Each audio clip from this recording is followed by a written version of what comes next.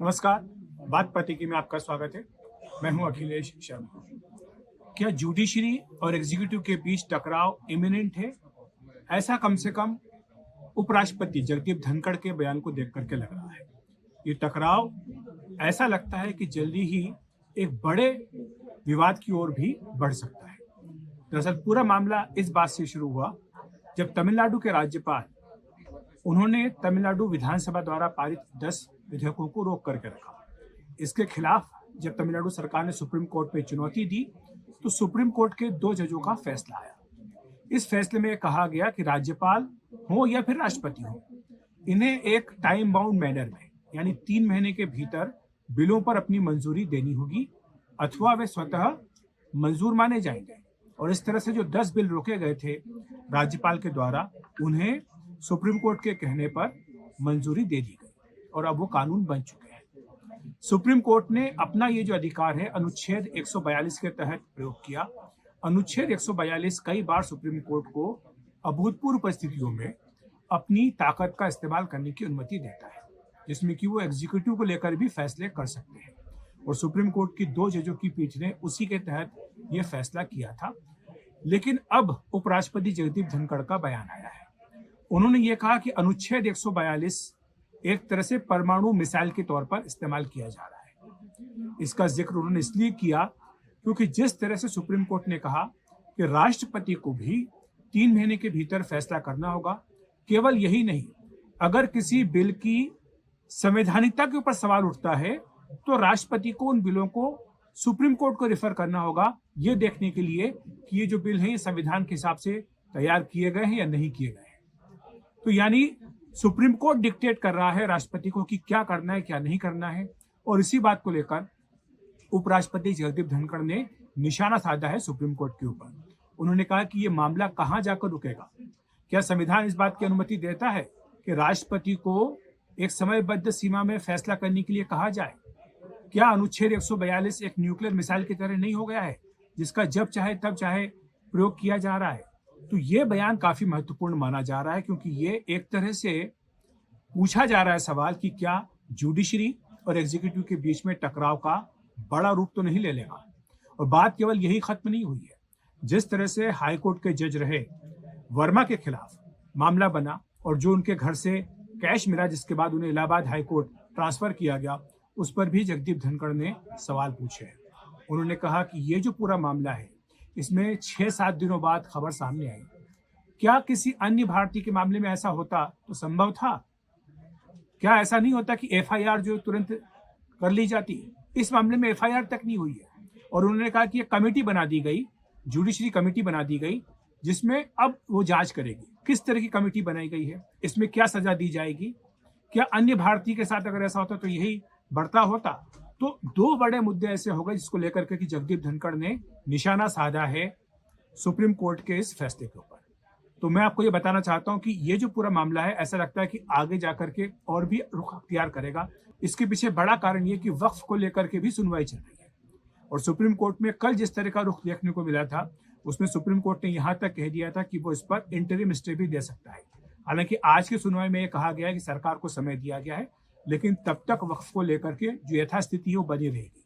तो माना जा रहा है कि पहले तो ये वाला मुद्दा जो था कि राज्यपाल जिस तरह से बिल रोक करके रखते हैं वो वाला मुद्दा, और दूसरा वक्फ का मुद्दा, ये 2 ऐसे मुद्दे हैं जिसको लेकर के कि एग्जीक्यूटिव और जुडिशरी के बीच में टकराव हो सकता है। लेकिन उपराष्ट्रपति यहीं पर नहीं रुके हैं। उन्होंने जिस तरह से अकाउंटेबिलिटी की बात की है, जिस तरह से उन्होंने ये पूछा है कि क्या जस्टिस वर्मा के घर से पैसा मिलना और अगर दूसरे किसी के सामान्य व्यक्ति के घर पे होता तो क्या यही सेम बढ़ता होता, ये भी एक बड़े प्रश्न उठा रहा है। और ये पूछ रहा है कि क्या इसके लिए जो मौजूदा व्यवस्था है वो सही है या नहीं है। साथ ही उन्होंने ये भी कहा कि जो सेपरेशन ऑफ पावर की बात कहते हैं, जो सुप्रीम कोर्ट के फैसलों में ही कई बार बात कही गई है, क्या उनका उल्लंघन तो नहीं हो रहा है? इस पर भी मंथन करने का समय आ गया है। साथ ही उन्होंने ये भी पूछा है कि जिस तरह से सुप्रीम कोर्ट ने अपनी ओर से ये बात कही है कि राष्ट्रपति को एक तरह से समय सीमा के भीतर फैसला करना होगा, क्या इसको सही कहा जा सकता है, क्या इसको जायज ठहराया जा सकता है? तो ये काफी महत्वपूर्ण बात उपराष्ट्रपति की ओर से आई है। जब से सुप्रीम कोर्ट का 2 जजों का फैसला आया था तब से इस पर कई जो विशेषज्ञ हैं, संविधान के कानून के विशेषज्ञ हैं, वो प्रश्न पूछ रहे थे, उनका ये मानना था कि इस फैसले पर चर्चा होनी चाहिए और साथ ही इस पर कई प्रश्न भी पूछे जाने चाहिए। इस बात के भी संकेत मिल रहे हैं सरकार की ओर से कि सरकार इस फैसले के विरुद्ध एक पुनरीक्षण याचिका भी दायर कर सकती है सुप्रीम कोर्ट में। संविधान पीठ के सामने जाने की बात हो सकती है कि इस पर पूरे फैसले पर दोबारा विचार किया जाए, चर्चा की जाए और उसके बाद इस पर गौर किया जाए, क्योंकि ये एक तरह से टकराव को जन्म दे रहा है। क्योंकि राष्ट्रपति के ऊपर ये कहना कि आप 3 महीने के भीतर फैसला कीजिए, ये निश्चित तौर पर कई बड़े प्रश्न खड़े करता है। तो इस मामले में अब जबकि जगदीप धनखड़ का बयान आया है, निश्चित तौर पर ये काफी बड़े सवाल इस पर खड़ा कर देगा। उन्होंने ये भी कहा कि जो राष्ट्रपति की भूमिका है वो बहुत एलिवेटेड पोजीशन होती है और वो संविधान की रक्षा करने की, संविधान का संरक्षण करने की और संविधान को बचाने की शपथ लेती हैं।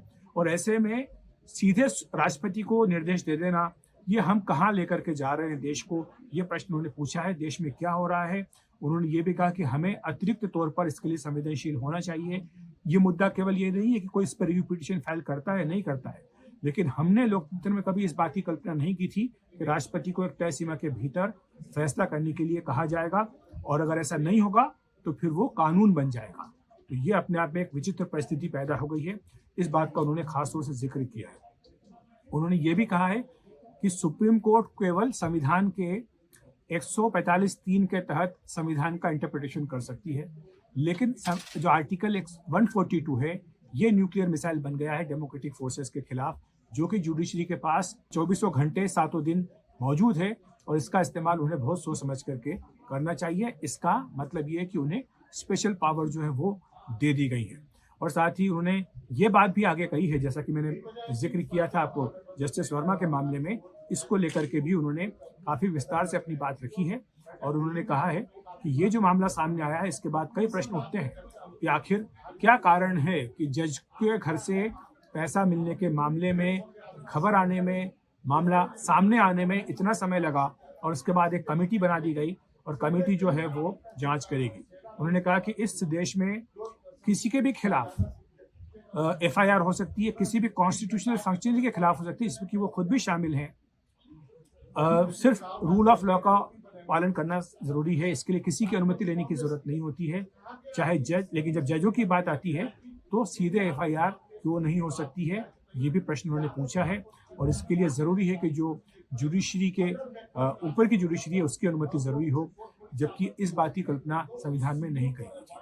उन्होंने ये भी कहा कि राष्ट्रपति को और राज्यपालों को प्रोसिक्यूशन से इम्यूनिटी दी गई है, लेकिन अचानक से एक ऐसी कैटेगरी क्यों बना दी गई जिसको कि इम्यूनिटी दे दी गई, और क्या इसके कारण कई प्रश्न खड़े नहीं हो जाएंगे। स्पेशली उन्होंने कहा कि यंग और ओल्ड चाहे कोई भी भारतीय हो, उसको इस बात की चिंता है कि आखिर ये इस तरह के दोहरे मापदंड क्यों अपनाए जा रहे हैं।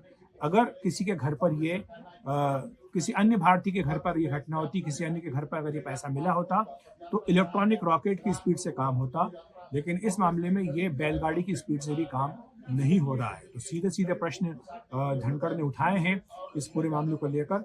और उन्होंने ये भी कहा कि जो इन्वेस्टिगेशन होता है वो एग्जीक्यूटिव का डोमेन होता है, इसीलिए पूछा जा रहा है कि आखिर 3 जजों की समिति क्यों बना दी गई नकदी जब्ती के मामले में, और क्या इस समिति को जो संसद का कोई कानून है उसके तहत कोई अधिकार मिले हैं या नहीं मिले हैं, ये समिति क्या करेगी। क्या ये समिति सिर्फ सिफारिश ही नहीं कर पाएगी, सिफारिश के अलावा और क्या कर पाएगी, और सिफारिश करेगी तो किसके लिए करेगी, क्या करेगी। इस तरह का जो जजों के लिए मैकेनिज्म बनाया गया है, इसमें आप जानते हैं जैसा कि जगदीप धनखड़ ने कहा कि केवल संसद ही कार्रवाई कर सकता है, संसद को इसमें कार्रवाई करनी चाहिए। और इसीलिए उन्होंने कहा कि क्या हम कानून के जो नियम है, कानून का जो शासन है, उसको कहीं डाइल्यूट तो नहीं कर रहे। तो ये कई महत्वपूर्ण प्रश्न हैं जो उपराष्ट्रपति जगदीप धनखड़ ने उठाए हैं, और इसलिए माना जा रहा है कि ये एक तरह से जुडिशरी और एग्जीक्यूटिव के बीच में बड़े टकराव का संकेत भी दे रहा है। तो बात पति की में इतना ही। नमस्कार।